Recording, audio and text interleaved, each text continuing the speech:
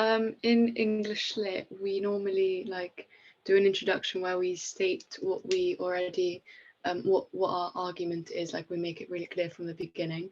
And then we kind of go into, so then obviously you've got the main body of the essay, and that is, it consists of like maybe 3 points or something, but within the points you provide counter arguments. And the way I like to do it is I like to start with the counter argument, explain it, kind of, they'll know that I'm kind of going against it, but like I explain it and then I explain why it's wrong, and I do that generally for like the same 3 times, but it depends on how I'm feeling. And then conclusion, nothing really that new, but just kind of repeating what you've already said, maybe slightly expanding on the introduction. Brilliant. You basically covered everything, so you could teach the class. That's great. So I will say for the LNAT, so I know you said 3 points, and for English as well, I also did 3 points, but for the LNAT, because you don't really have that much time, I would say 2 points for each. Oh wait, no, that literally just, you said 3 points, and then I now told you to do 4 in general. Okay, ignore what I said before. What I mean is 2 points for 4, and then 2 points for against.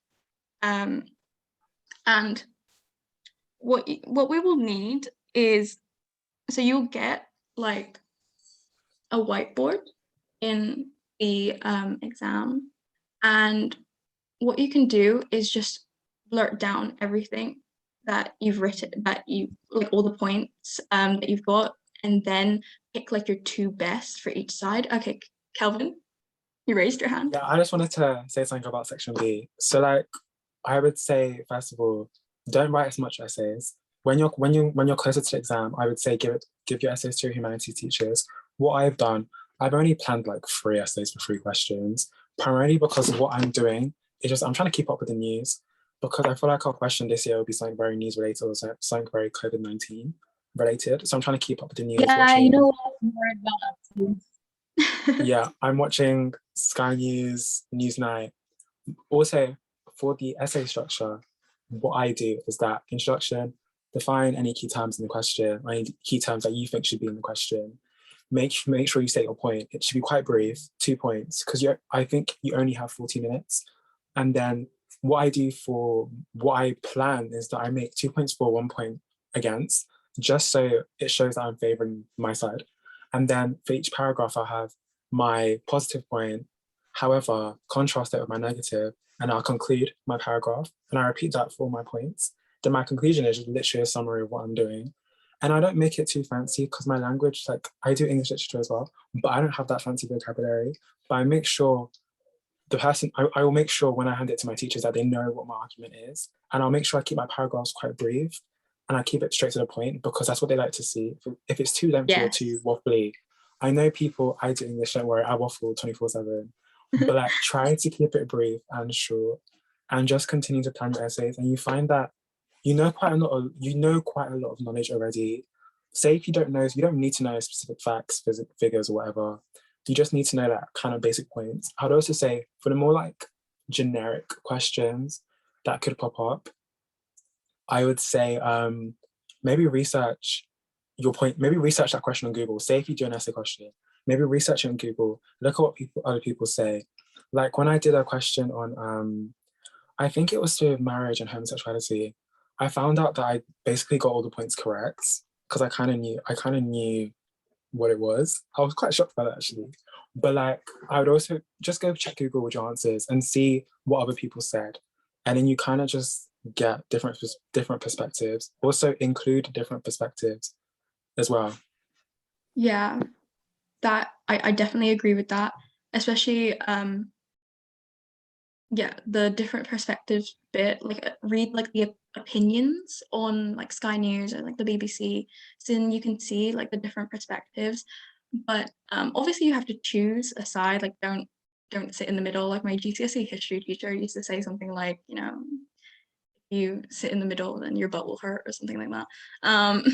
So you should try and put both sides, But when you're saying, like, for example, if we are agreeing with euthanasia should be legalized in the UK, so I would say 1 point for for, and then I'd say 1 point for against there. And then with my against point, like, I would keep on trying to, like, just say, like, no to that one. Like, I see where you're coming from, but this is why I don't agree. Like, keep doing that in your paragraphs. There's not really a set way. Like, this is the set way to do it, I guess. Like, introduction, conclude. Like, you need an introduction, like a few points, and a conclusion. There's not like a really like set way to do it. So in the middle, that's where you can, I guess, do your own thing if it's like applicable. And try and, but like you can try different ways. Like, there's one way where you can do for, against, or you can try for, against. Yeah, Kelvin, go. I also just wanted to say, on the topic of news, if you find the news boring, it's okay. I really don't vibe with the news much. So I listen to a podcast before I go to sleep. I think I listen to The Economist and The Intelligence, and I find that they're quite helpful because honestly, it's very in-depth and it's really good.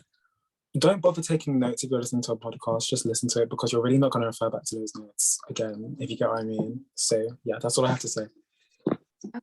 I totally agree with that.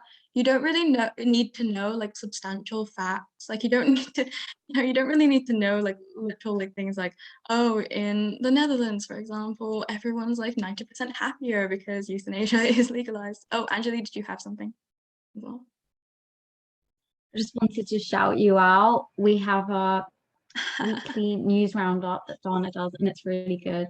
So if you also can't be asked to like listen to podcasts, or you want to just be able to do everything in one go, like sitting down or whatever, just look on our Instagram page, and I think it's uploaded on LinkedIn as well. But yeah, check out Dana's weekly roundup. Wow, that's great. I feel famous every Wednesday, guys. Another thing I would say about the introduction, and then another thing I would add, like, this part is so important. State your argument from the beginning. Like, an essay is meant to be, you know, proving something, right?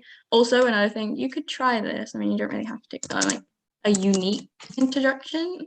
I guess if you want to ask, what do I mean by unique?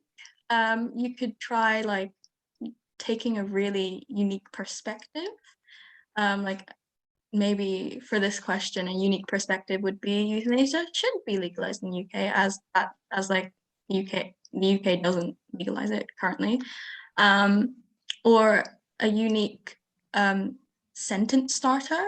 Like, think about how you started your personal statement, or if you haven't started that, like how you're going to, and you want to make it stand out from the beginning.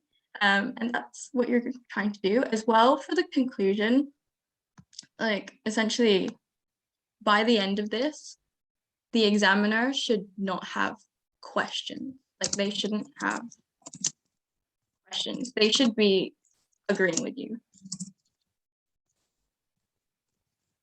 So if you look at your conclusion and you think, yeah, no, I see the plot holes, I see the holes in my story, then you should try and edit that. Does anyone else have to say anything in terms of structure before we move on to action? Yeah, I just wanted to. Yeah, go. Yeah, I just wanted to say, as an English literature student, I think everyone can agree with me on this, but like, wait until you've either planned out your essay or literally at the end until you do your introduction. Even though it's an introduction, it's just so much better to get like a good line of argument after knowing what all your points are going to be. Otherwise, you're just going to be kind of waffling.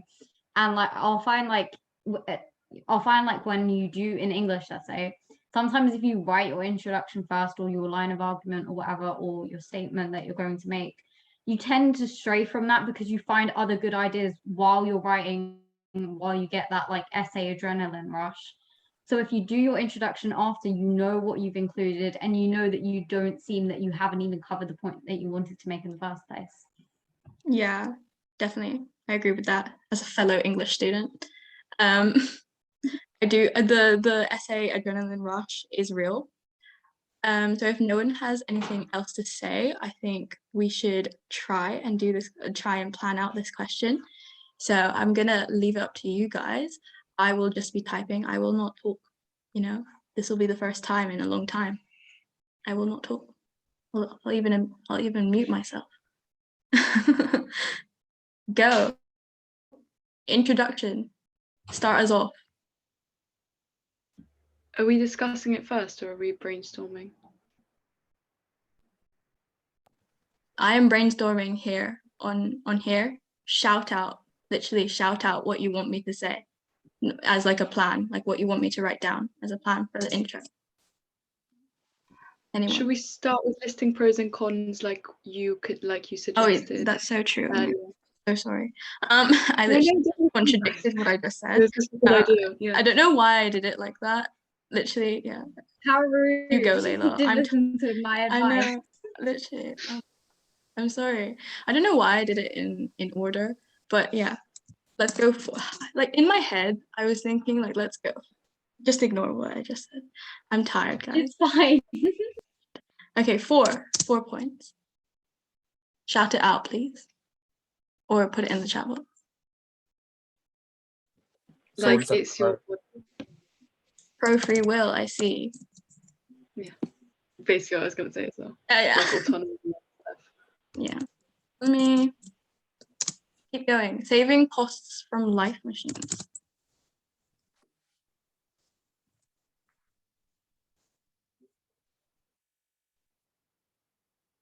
Anything else?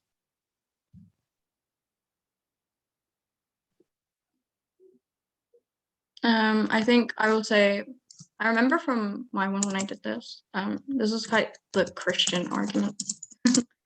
You could bring that in, say that it's a Christian argument. Oh wait, no. I've got a point. I meant the other side. The other side is Christian. Like literally, I'm so tired. Yeah, go. I have a con, but I could when we get to the cons, I'll do that. For a 4 point, you could talk about how if people have control of their lives and they want to die, they can leave a good memory, like how they want to be loved by their loved ones. Because obviously, like they're always getting assisted by nurses, doctors, all that type of stuff, and it could leave a quite long-lasting traumatic effect. I guess that's kind of a unique perspective. Yeah. When I did this, I actually should say that this was actually a question on my LNAT in October when I did it. So yeah, who knows? They might reuse it. And you planned it. But yeah, one thing I really said was about mental health. Like you'd probably be a lot happier if you had, autonomy, if you had control over your life and if this is what you want to do. Yeah, exactly. Allowing people to end suffering, especially with chronic illnesses. Yeah. And yeah, with leaving a good memory, like they have time to say goodbye to their families and everything. And since like suicide is quite common, like committing suicide completely ends that leaving a good memory with your family. Like having like a planned structured euthanasia would enable you to say goodbye, to have that structure with your life. But yeah, that's great. Yeah, actually, like adding to that, this is the economics in me kind of like thinking, but we always talk about how like if the government's like maybe putting too much tax or being too restrictive in any way, like there could be black markets emerging because people will just do something else to get that same result. So like going off what you said, it's like if you don't have euthanasia, then maybe like more people will commit suicide, which then going to what Kelvin was saying, will just result in a worse outcome, which is the bad memory and like the trauma that like their relatives would get, because otherwise they'd have had that good memory if euthanasia was allowed. Don't know if that makes sense. Yeah, no, that was literally one of my points like during the thing. Yeah, Kelvin, you go. I don't know if anyone else wanted to go before me, but I'll just go anyways. I was kind of thinking, like, from a philosophy side, like a utilitarian perspective, whereby your benefit of society, like benefit of the welfare, like happiness, achieving the goal of happiness. That could be a Jeremy full point. Bentham. Yes. It's this book. I'm sorry. Like, I really recommend this book. It's just amazing. I've learned so much from it. Oh my god, is that by that guy, Yeah, the Harvard guy, professor? Yeah. He made like a lecture Jonathan series Sumption. like based on the book. So I just watched. I just watched Yeah. them. He has like a whole I entire watched it website. But they're as well. really good. Someone else. Oh, Michael Sandel or something like that, I think. I thought it was Yeah. Jonathan. Was it Jonathan Sumption? Wait, I have it here. Hang on. Oh, Adam has One raised his hand as well. Yeah, I was gonna say about the Hippocratic Oath. Oh, So it's basically like this kind of saying, I would never hurt my patient. I'm gonna give every patient that I have the best care possible. You could argue that with that, putting them through, for example, like a long time of suffering, yeah. it's not best for the patient, especially in cases where they are going to die. I think that's really strong. And even in cases where they might not die, or if they're just suffering for the rest of their life, you could argue how it's not best for the patient to prolong that suffering. Yeah. A matter of respect for people's wishes. Yeah, that's great. I had a point. It's kind of linked to like other people's points about like how, like the terminal illness point as well, and also like free will and control over your own body. I kind of linked it to how abortion is legalized in the UK, and how if you're being like caused pain or like mental strain or something, and abortion is legalized, so because being pregnant and like unwillingly can like affect your physical and mental health. The same thing for if you have a terminal illness or something. Some people might not want to live through, like with that, because living with a terminal illness might not be living, if that makes sense. Yeah, that's something. Yeah, it also like linking with like the mental health point, like having a physical illness could lead to your mental health deteriorating, which obviously could then lead to an increased chance of suicide. But Adam, did you want to say something again? Oh yeah, I was just gonna expand on what was just said. I was thinking as well, like with the abortion argument, one of the things about abortion arguments that will always get brought up is, for example, if like a victim is raped or something, if they don't agree to this, it's a bit of a tenuous connection, but you could say they didn't agree to this illness, they didn't consent to this illness. So if they want to end that, they have a right to an abortion. Why can't they have a right to with themselves with euthanasia? Yeah. Might be something. Yeah, they shouldn't have anyone like controlling their bodies in any way. And yeah, I totally agree with the abortion thing. So Isabel wrote, I feel like with control over your body, arguably with Article 2 of the HRA, you have a right to life. You should have a right to death, and something the government could be able to regulate and protect against to stop black market. Yeah, that's definitely true. Like the fact that the government, regulates this, the fact that it's the government control, like how far, and you could really include that in your essay, like how far are they willing to go? Like, could this lead to a point where we just totally don't have control over our bodies? I think, this is great. I feel like my politics and A-level politics is coming back. Feels like a A-level politics class. Yeah, like overly paternalistic, definitely. We do not want the government to. Oh, yes, Anjali, go. I literally couldn't find the unmute button for a sec.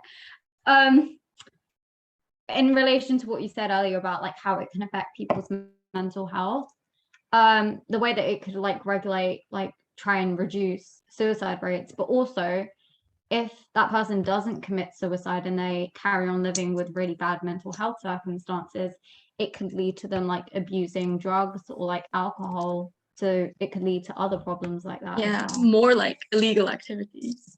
Yeah. Or like even in suicide, like for example, if someone decides to commit suicide rather than because they don't have the access to euthanasia, they could basically have more of a brutal death, and like the way that they go about that could also be, you know, through abusing drugs and stuff as well. Yeah, like I actually watched this. You know how this is a bit off topic, but you know how in Ireland they didn't legalize abortion until quite recently, I think.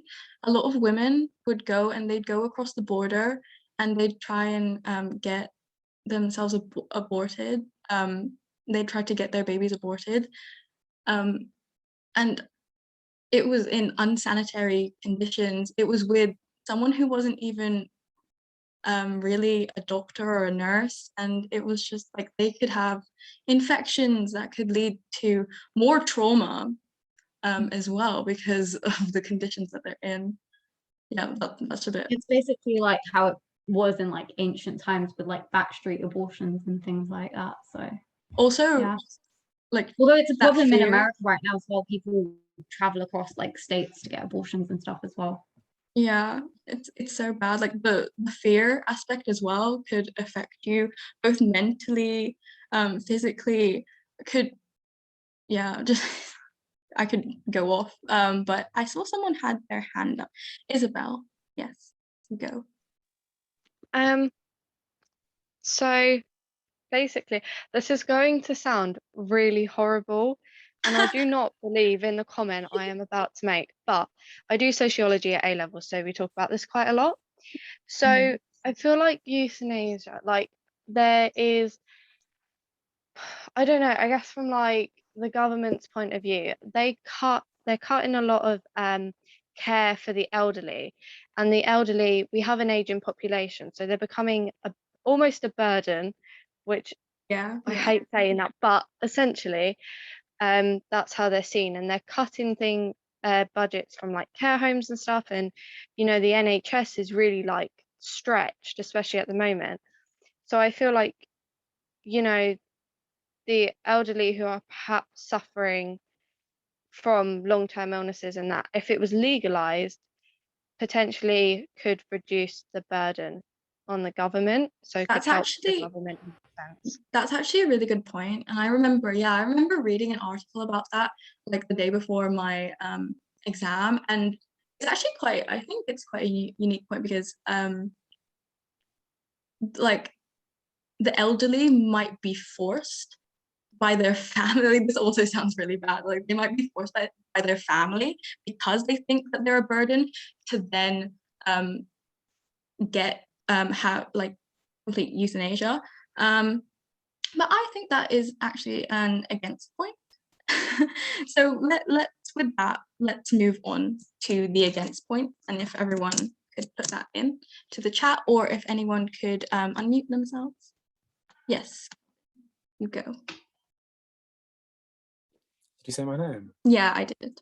Say Oh, sorry. I was thinking Did I spell that right? we could talk about doctors abusing power, and if they had control, they could just abuse power. So that could be a point. And I think another point I had was, again, a philosophy point where it was like, it's almost like murder, and who gives them that right to consent to actually giving their life? And then you could talk about what is consent. So we could bring the idea of consent into the argument. Yeah, that was it. Yeah, okay, that last one, what is consent? That's definitely something that you should define in your introduction. Like when we said like define like key terms, that's definitely something to define. And it's essentially the thing that's going to shift your whole argument. Like you could say what you think consent is, and that could then, you know, spiral into your points and stuff like that, and that would be quite good. Gabrielle said, from a religious point of view, yeah, true. We could get that religious point of view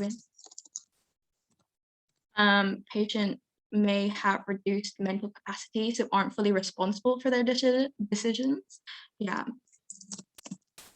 And then who does that then go to? Does that then mean that someone else could take their place in the area of consent? 2 people have raised their hands. Anjali, you can go, and then Adam.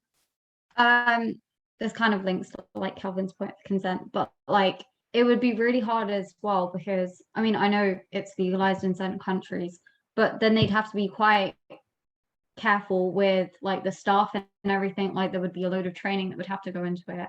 In terms, so there could be possible like more budgets and stuff that would be involved.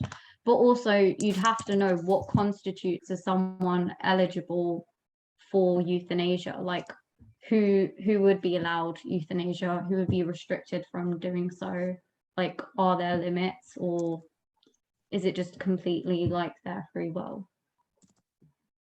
Okay, yes, that's great.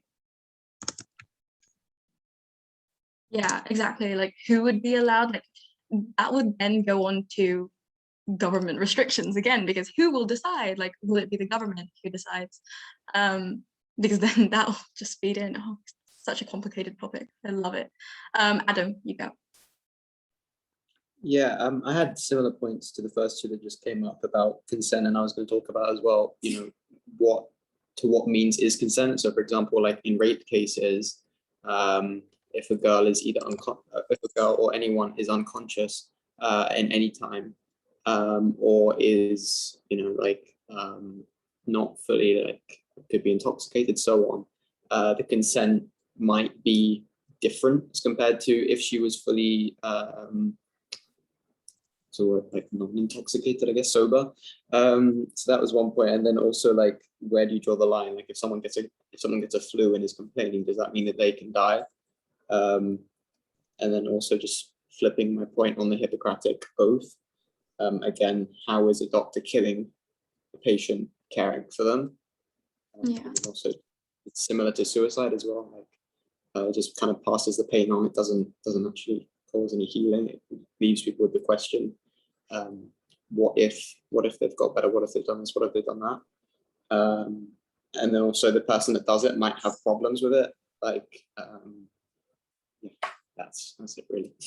Yeah, exactly. Like who do we leave that burden to? Like, will that doctor have that on their conscience? Because as opposed to trying to help an individual as per their Hippocratic oath, they're now, you know, allowing that person to die. Okay, so we have 3 participants.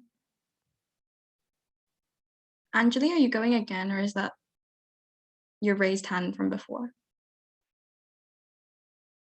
Just realized I was talking without my mic on. Did Kelvin want to go as well, or? I forgot we've my got- point. Got loads of Okay. points. So, while I was gonna. oh, okay, you go. Okay. Now I'm gonna forget my point. Oh my god. Okay, you have a thought. Right. Think about that, and while Yeah. you, Well. so we have sorry, as you can see, we have loads of points, but obviously we only need 2 for each. So essentially at this point, after you've basically gone off for a while and wrote down every single thing that you need to get out of your head, you can sort of link a lot of things together. Like I know pro free will, autonomy, that links to so many different things. So you could have that as a whole separate point. But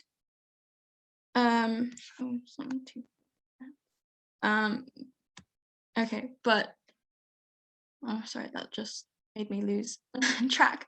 But yeah, essentially you will pick 2 from each, and then you'll just like go off and do that. So why don't we try, somebody out there compile some points together and bring out like a big, like an overarching 4 points, and then somebody else will also bring out an overarching. We'll have 2 for 4 and we'll have 2 for against. So who has their hand up right now? Was that your hand up from before, Anjali, or do you want to go No, now? I just remembered my point. Oh, okay. This was just linking to Adam's point about like how the pain or like burdens kind of passed on. I was also thinking, like, would it be necessary for families to be consulted? Because otherwise, like, to some extent, if the person gets killed and they don't notify people, well, not killed, but like euthanized, and they don't notify people before, is that essentially the same thing as them committing suicide and like passing on that pain to their family, basically? Yeah.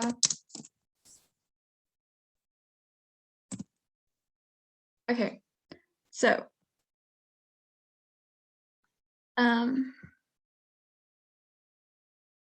Layla, did you want to say something? Yeah, I was thinking, because I was jotting down the ideas that we had, and I agree with you. Like, I think a lot of them link quite nicely. So one, the way I'd split it up personally is like free will and consequences. So the overarching idea of every person should have free will, that you can go off that, like with all the other reasons we link to free will. So like trying to have a quick look. At one point, free will and Yeah, is consequences a different thing? yeah, consequences would be a different point, kind of about like, if we didn't legalize euthanasia, this is what could happen instead, that people do all of this kind of dangerous, like find dangerous ways of doing the same thing, or committing suicide, which is worse, or like the abortion example in Ireland. I think that could be brought in as a comparison. Brilliant. Were you gonna say something else? Were you gonna say can you just do the against as well? Do you have the against one as well? Yeah, so what do I have? Oh, I didn't think about this. So we've got consent, doctors abuse farm. To come back to you, I can try to get someone else. Yeah. It's fine. Okay. Does someone else have like the overarching points that they would use for against? Put it into the chat box, or we've got raising hands. Kelvin, you go. Yeah, if I was doing the essay, I'd probably include like a philosophical point. So the idea of utility, it was the idea with, I can't remember what the against point was. I said utilitarian. yeah, Jeremy utilitarianism. Benson's thing. Yeah. And I was also going to talk about what is consent, and like who decides whose life's more important, or like doctors' abuse of power. I would say that in the against points as well. What was it? Sorry. I would say consent, utility, and doctors' abuse of power, because I feel like you could link all three of those together in one paragraph.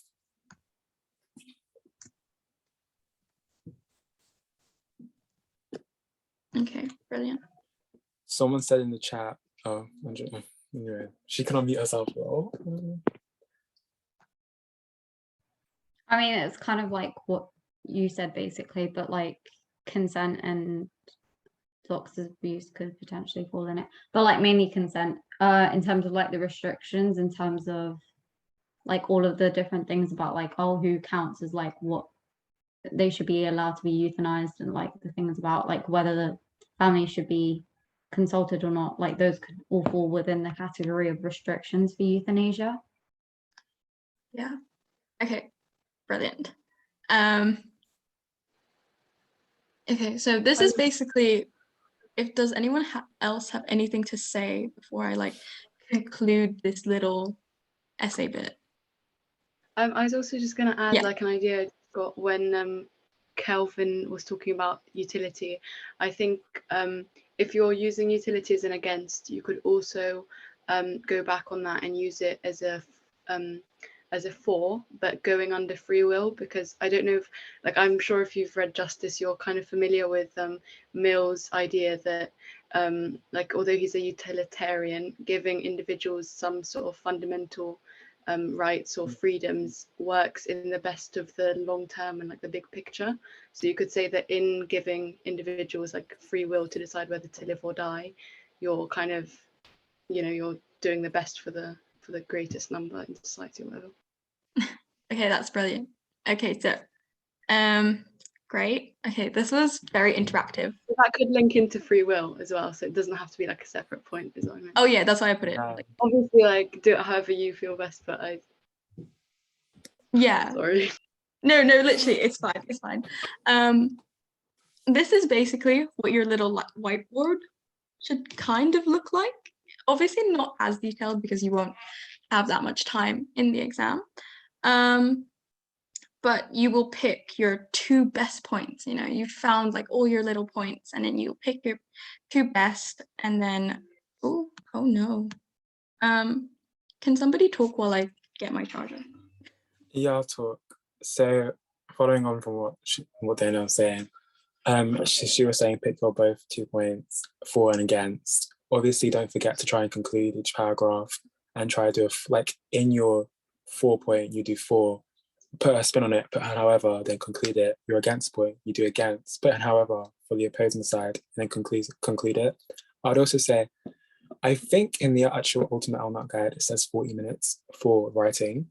So try and get used to typing it up, because I'm a slow typer. So I would say try and get used to typing it up, and maybe spend about 10 or so minutes planning it, because I'm not gonna lie, you probably wouldn't think of all these points in the exam because of the pressure. You'd probably be under time pressure and you probably think, oh no, what am I gonna say?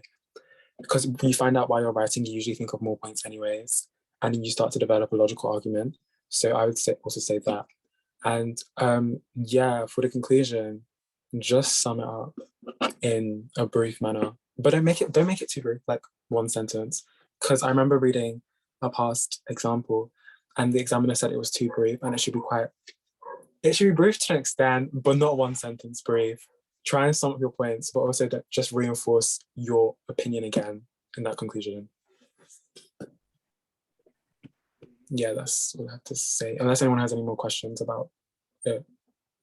I was gonna say something about the intro and conclusion. So you know how I said like the intro should be like you consider what points you're going to include and then like go back and do it at the end or like after you've done your plan. Then you might be concerned that you're gonna like basically have the same thing for your introduction and conclusion. So I was thinking that for like the introduction, you could have like a more general thing, like based on the question and like what ideas you get from that word and like the concept surrounding it. And then the conclusion could be more directed towards what your opinion is and like what you've basically concluded or like summarized from the points you've made. So like which side you're going to side with and what side you think stronger, basically. Yeah. Adam, is your hand up? Yeah, I Nice. was just gonna ask. Stop sharing for a second. Oh, sorry. I'm sorry. Anjali. We're gonna stop. This will be I was like. just gonna ask a question. Sorry, yeah, go ahead. No. Literally just talk. Okay. Go. Yeah, so like I was saying earlier about the Hippocratic Oath thing, what I was going to ask is, would that be sufficient to just speak about that for a for and against point in the essay, or would I need more? I would put that like as like a mini add-on to something big. I don't know about anyone else's opinions, but I feel like I would put that as an added thing rather than a point in itself. Knowing me, I'd probably just put that as 1 point anyways. Knowing me in the actual exam, I'll probably put that as 1 point. Really, I guess it depends on how hard you explain it. Like you may say it's Hippocratic Oath, but when you actually write it, it'll probably stem into loads of other things. Just depends on how you're going to write it. Yeah, the thing is, like, you know, when everyone like had ideas and then they came up with ideas based on other people's points or like linking to other people's points, that's probably going to end up being like what happens in your essay. Like when you actually write it, you might not have planned those points, but then they just, you know, come to you because yeah, adrenaline rush while you do an essay. It's real. It really is real. It's like remembering quotes in English literature, or like a really good point, or like a really good point your teacher said in class. Yes. No, but great. Like I can literally like at English essays in general, like I'll write an 800 word at lunch just because I need to get it in the next period. Okay, cool. So we're done with that bit. If anyone has any questions now, Feel free to leave if you like. We have gone off for a very long time, but if you have any questions about the LNAT in general, about A-levels, about sixth form, about what I ate last Tuesday, anything. Yeah, feel free to ask us. You can unmute or you can put it in the chat box. Don't mind. And I was also like, just, oh, sorry, go on. Sorry, no, you can go on. I just had a question. No, I just want to say, in terms of like, LNAT revision to everyone, don't stress if you're not doing too much, because my exam is early and I'm not doing anything really and truly because I feel quite like demotivated. I'm quite drained from year 12. So I'd say maybe just try and do like a passage every 3 days or 2 passages every 3 days and then build up your stamina. And then when you know your test is coming up, I don't know the overall date when everyone booked theirs, but like say if you like you're doing early entry and you booked yours for like, I don't know, October or early September, maybe like a week before, just start cramming in those past papers and essay examples. Start spamming your teacher's emails. Just make sure you know that when you come into the test, you're confident. And please make sure you get used to the online format, because now I know that I need to do more for the online format. Like I need to do more practice with it so I can acclimatize to what it's about. But go on, Isabel. Okay. So basically I just have a question, which is like when we're meant to take the LNAT and how we're meant to book it, because I have been given no advice and I only just found like your guys' Instagram the other day. So I don't have a clue what's going on, I'm completely honest. Well, if you're applying to Oxford, you need to have it done before like around like the beginning of October. That's quite stressful. If not, you need to have it done by at least January, I think that's the idea. January 24th, and you book it on the LNAT website. So there's an LNAT website, and it'll take you to like Pearson run it's Pearson, the exam board run it. So then you book it, and it will ask you to find your UCAS ID. And I know a lot of people don't know where that is. So on the UCAS hub, you have my application. You click on that, and then it should say on the top right-hand corner your UCAS ID, and that's what you put in that's what you do for your LNAT booking. I hope that makes sense. If not, just message us and we'll help. Yeah. Okay, thank you. Oh, you sound really unsure. I feel so bad. Feel free to ask us like literally No, just it's keep asking. question. Whatever, and then we'll try and help you out if you. Yeah, no, it's just nothing was given to me. Like literally, I was like, I want to go to like Bristol, and I did like a summer school with them, and it's all great. And then like at college, there's just nothing. Like we've literally told nothing. Don't worry, I'm here with you. Like, Okay. just message us. Honestly, I feel quite stressed as well. I'm quite stressed, but like, I feel like I've done nothing. Like I feel really unaccomplished right now. Like Yeah. I think the practice test, first online test I did, I'll be so honest, I got like 15 out of 45 because That's still really good, mind you. I wasn't used to the online format. When I was doing it in the book, I was banging like 30 and above because I was highlighting, and it's so much different to the actual online format. So I was like, oh no. But it's okay. Just don't worry. There's other people in your boat. There's a lot of other people in your boat as well. People. It'll be fine. Yeah, you'll even see those people on the day, you know, like I did. They also look stressed. Any other questions? Yeah, I was wondering. Actually, also, Isabel, I live in Bristol, and I would highly recommend going to the uni. Like, it's because I have friends in first year, and it's really good. Anyway, I'm applying. Have you been hired as a promoter for Bristol? Oh yeah, duh. But like she genuinely, secretly has someone from Bristol. Yeah, it's the only reason why really... she's here. She's not even here to support us or get help or anything. In fact, she's a uni student. She's not. Yeah, she's exactly. not even in Such year a scam. That's why she had all the good points. But yeah, so my question was, honestly, like, don't feel like you have to, but I was wondering, also, what was your name? Because it only says UpLaw's Society. Oh, I'm sorry, that's because it's Dana. I will change that because my name isn't UpLaw's Society. You name the society yourself.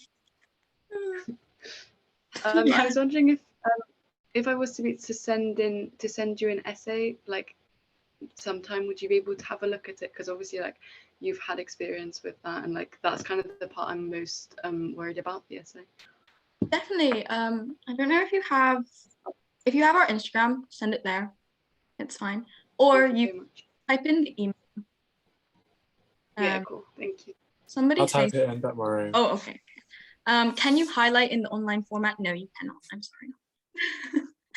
It's a bit sad, but you can't. But you can flag it at the top, and you can probably like try and take notes on a whiteboard that they'll give you. Yeah, there's the email in there. But I will say as well, Layla, get your teachers to mark it as well. They are being paid for a reason. Layla, did you say you were an English student or? Yeah, well, I do well on essays when we, like, for the whole year they just would give us like, it would, like, essays would be homework, so we could spend as long as we want. And then when it came to my mocks, I don't know what I was thinking, but I didn't actually practice doing anything in time condition. So then when I went into my mock, it was just like a massive shock, and didn't go well. And now I'm like, shit, like next month I actually have to do something in time condition. Oh God. I can offer advice on that. In terms of like, I don't know, I would say that I'm quite decent with essays in terms of time conditions. Because IB English is just bad essays. Like, I would say that try and practice a couple of essays by yourself on time conditions. Try and do like, I would say try and do maybe one a week. And because you're an English student, you like, I find I'm quite hard on myself when it comes to essays. I can critique my own essay. I know what I've done wrong when I look over it. If you want, I can always help you. Like, it'll be good like help for me as well, just trying to read someone else's perspective on an answer. So just feel free to email us. Since a lot of people are asking the LNAT website, why don't I actually go on it? I'll share my screen and then we can go on it. Does anyone else have Layla, any more questions? I was just going to say to Layla that just talking to your English teacher like would be a good idea, just to see if they would be willing to like mark any of your essays just like in their free time or whatever. Or like even if you have their email, potentially like message them in advance, so then you wouldn't have to wait for like a long time, because I know your like tests in September. So try and get into contact with your English teacher or any humanities teacher in general, because like humanities are just essays anyway. So It doesn't even have to be a teacher. Like, talking to your friends that are also doing that on that, you can kind of just like base off each other's ideas. Like, I find that sometimes like people from my school, because we're all quite stressed, we usually just bounce off ideas. Like, I remember one of our sessions in school, because I run the Law Society, we did like a practice essay example. Ideas were like, oh, okay, that point. I can rebut it and think, oh, another point. So just try and do that. Always try and think in the other person's shoes or in the other person's head, like, what would they put in response to my answer?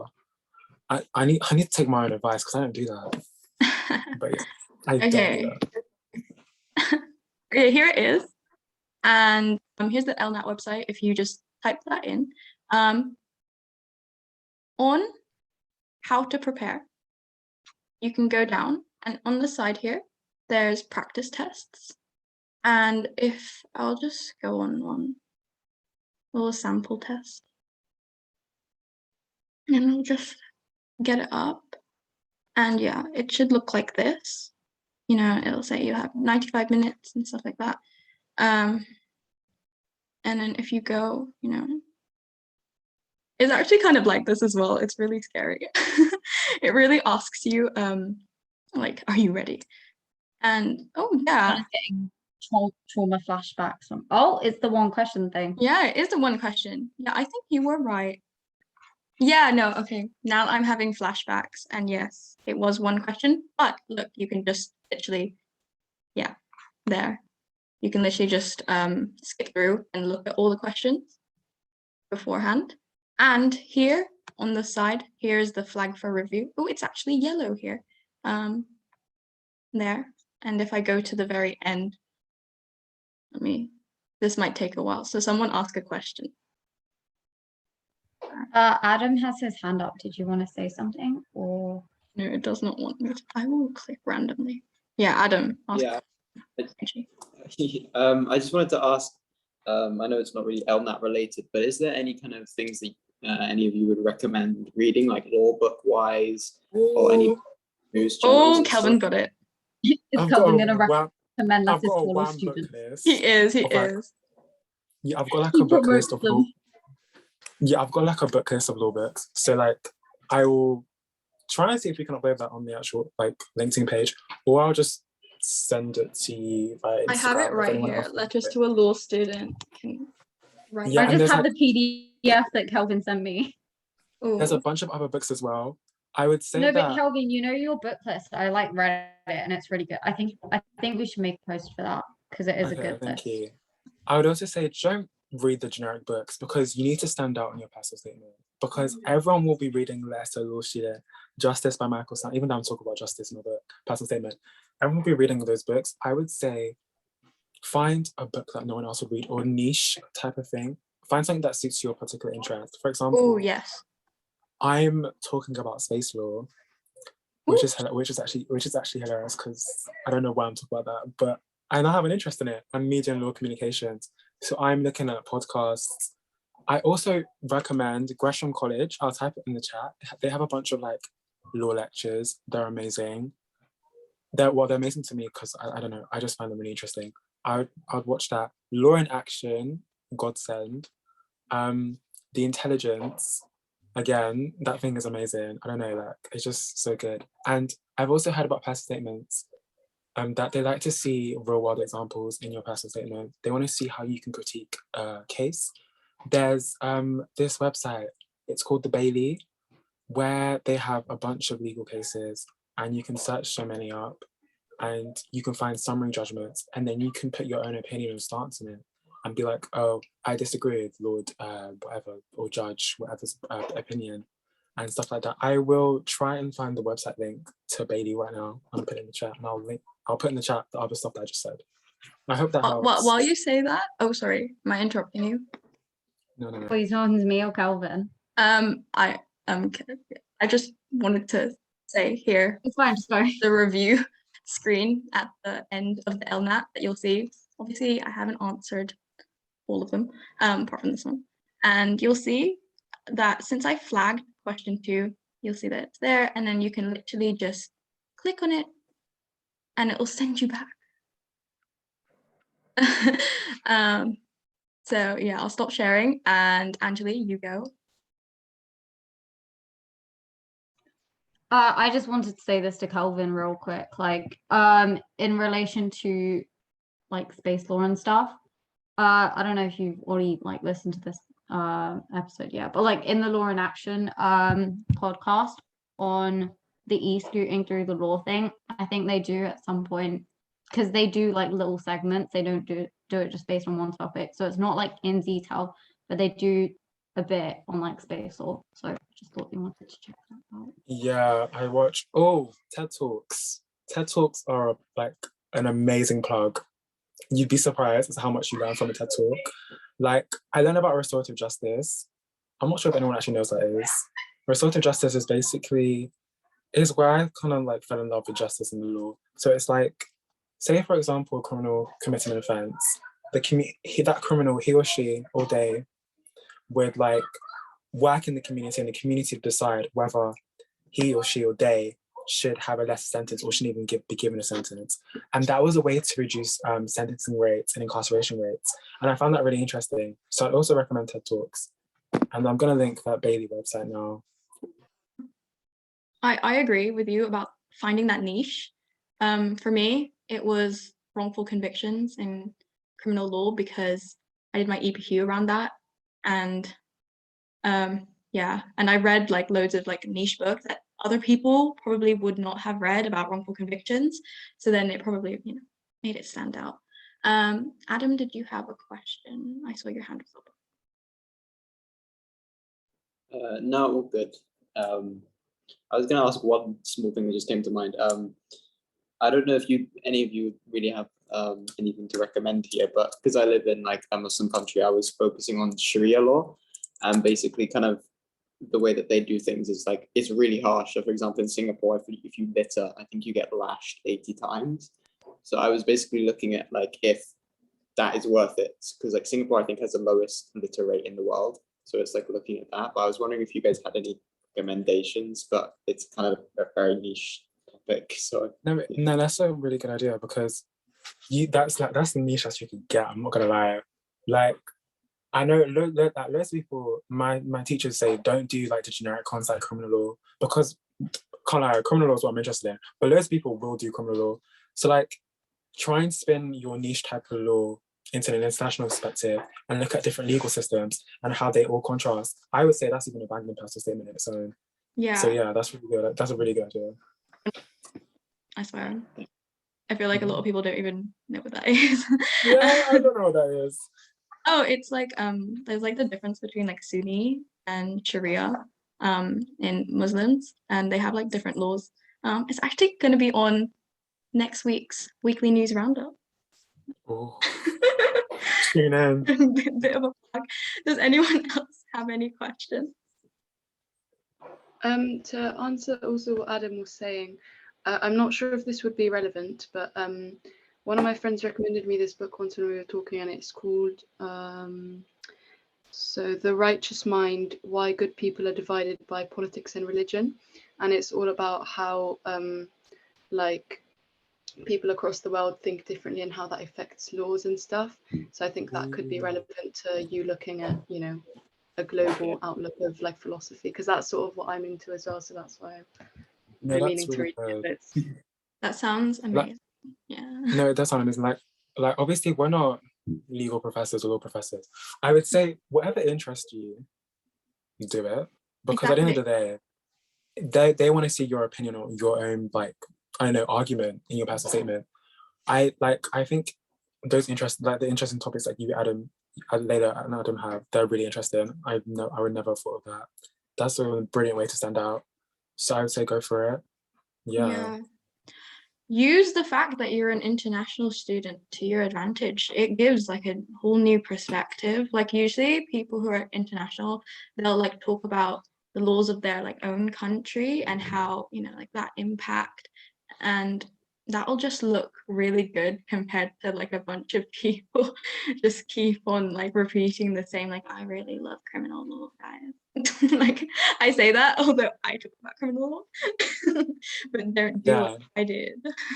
Like saying you're an international student that has a different viewpoint on a different legal system, or you speak like a multitude of languages, also helps. That languages, whoa, a lot of people have done well with that in their personal statements. So yeah. I know, yeah. Like if you speak French, talk about French law. If you speak, do you speak Arabic? True. Because into Sharia law. Me?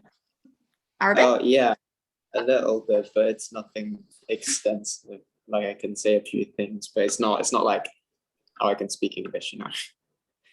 Still cool though. Yeah, still better than the average person. Exactly.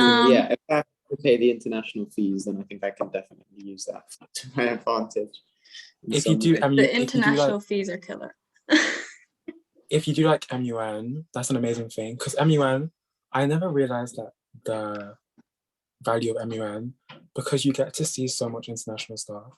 That's one of the reasons why I actually I love MUN now, because it's really helped me in terms of just thinking, like, I know like when I do MUN, I love to represent like really bad countries just because I like to get attacked and attack back. But it's just really fun. So maybe join, if you have an MUN club, maybe join that. I'd recommend that because that can help you form your personal statement. YouTube, TED Talks. You find a lot on TED Talks. So just type in the legal section of TED Talks. You probably get an idea from TED Talks, if I'm honest. Yeah. Well, does anyone else have any questions? Can have a look at the chat. Yeah, I was just wondering, are there any other tips for writing like a good personal statement that would stand out? Because I'm not sure. Really focus on that introduction. Like I said before about the introductions in essays, like really focus on making that introduction stand out, because once it's really good, they will then be convinced that the rest of your personal statement will be good. So it just sets a really good standard for the rest of your personal statement. Kelvin, do you have anything?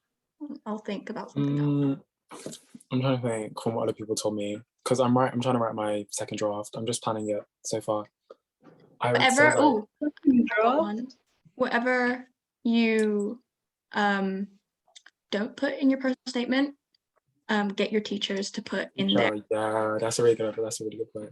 Yeah, I'm only on my second draft because Yeah, sorry, I'm only on my second draft because I'm doing early entry. That's the only reason why I'm on my second draft now, because I need to hand it in September. But like, even though I know I'm not gonna get into Oxford, but we move. But like, you say that, but then watch this recording back in like a year. Yeah, but like I'd say for personal statements, I don't know what I'm doing personally is that I'm trying to go as unique as possible. So me doing space law, I know hardly anyone's going to do space law.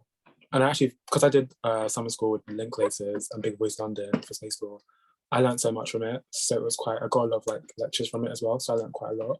So I'm going to talk about that. And I'm also talking about a defamation case.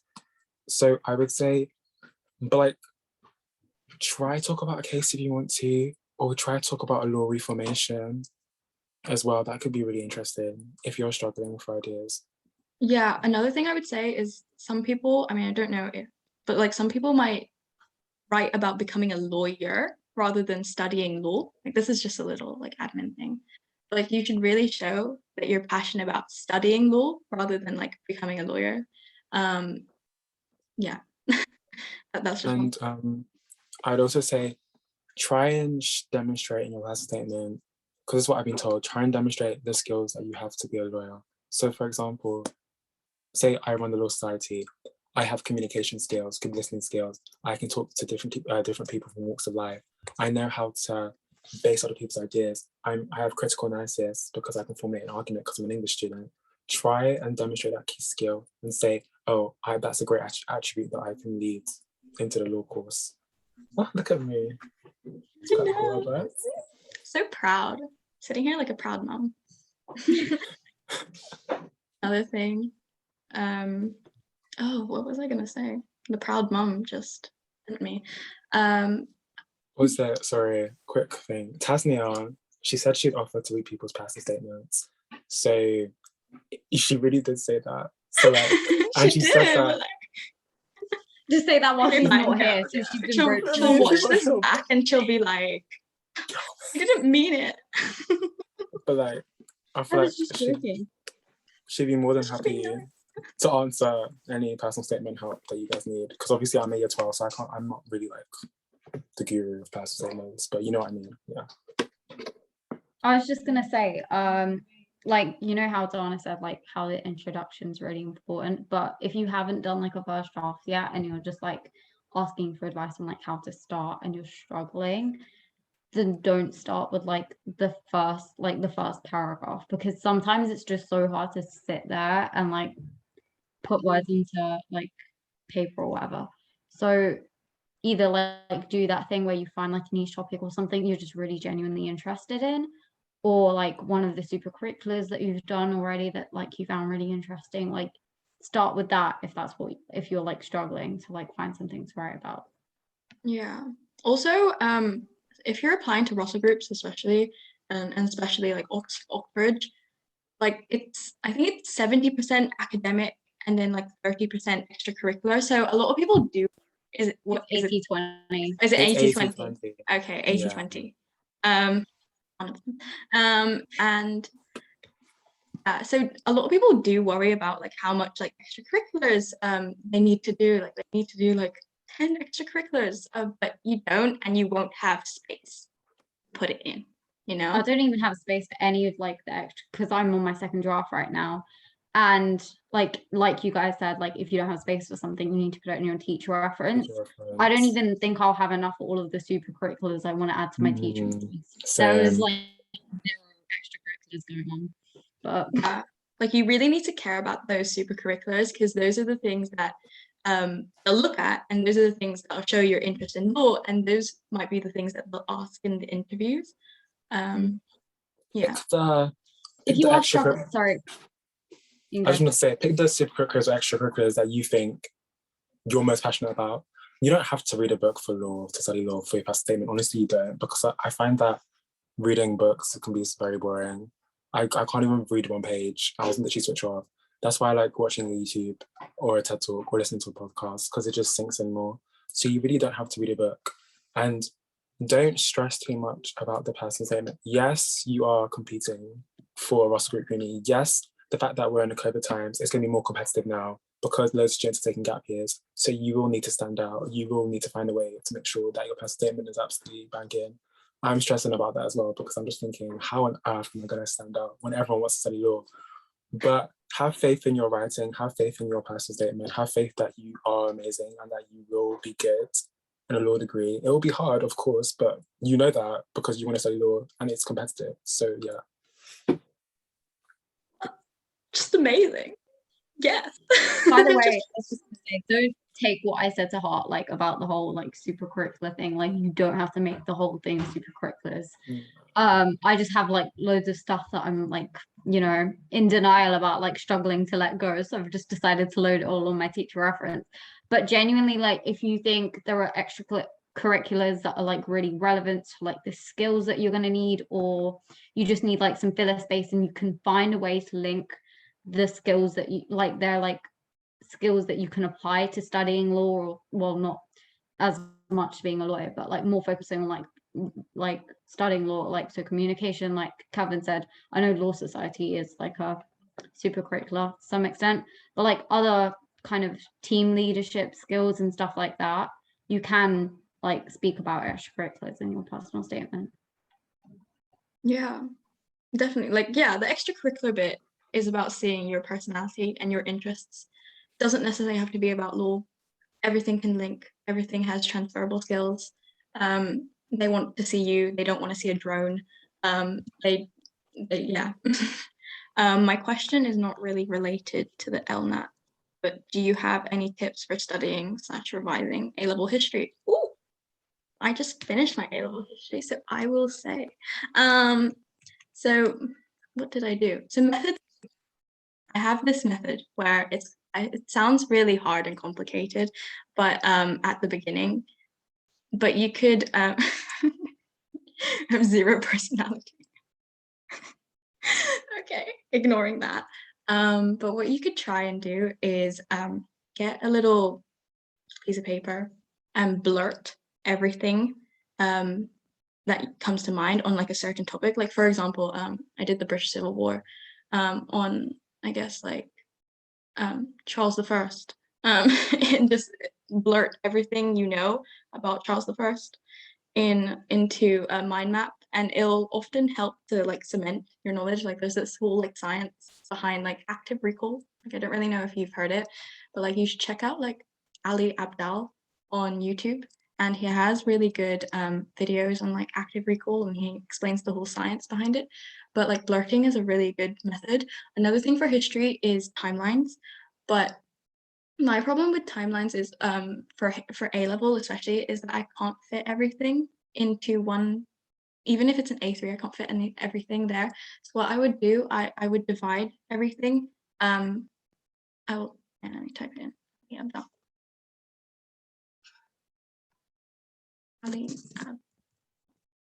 So I will type everything, not type, oh. I will divide everything into different periods. So like 1600s to 1625. And then I would put all the key dates there, and then I would repeat that for like 1625 to 1650, something like that. That's just two methods that I would do. I hope that helps. Like I know I often did that, but like practice questions as well. They are very important. Do not underestimate the use of practice questions. Do it, like plan it, and then do it, and then come back to it again and plan it. Get your teachers to mark it. Get your friends to look over it if you don't want to ask your teacher. Yeah, that's fine. Yeah, that's just a little summary. Does that sound good? Okay, good. Does anyone else have any more questions? Because we have really gone over time. Yeah, I'm sorry that it went over time, like literally like 2 hours. Like, I'm sorry. But was that helpful?